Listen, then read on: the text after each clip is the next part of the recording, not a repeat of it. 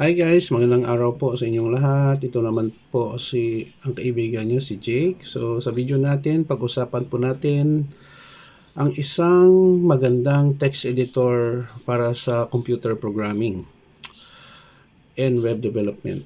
Visual Studio Code, no? So kung bago lang kayo sa channel ko at gusto nyo ang video nito, paki-like lang po, share, and huwag kalimutang mag-subscribe. Okay, ang masasabi ko guys bilang isang programmer at web developer, ang Microsoft Visual Studio Code ay isa sa pinakamagandang text editor na nagamit ko. Una-una, libre siya.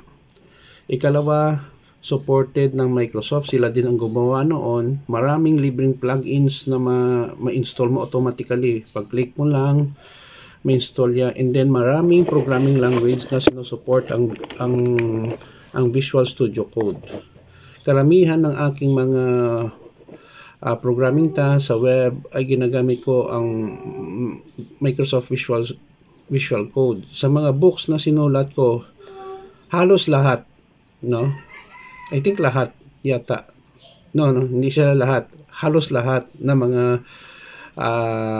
programs na ginawa ko, gamit ko talaga ang Visual Studio Code. Sa buko ng Scala, Go, TypeScript, ano pa ba?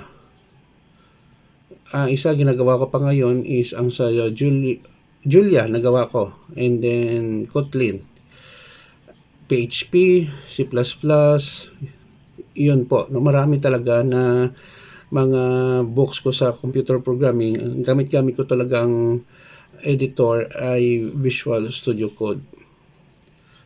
Pinopromote ko siya personally, pero depende sa inyo. Sana po matry nyo, makakatulong talaga, no?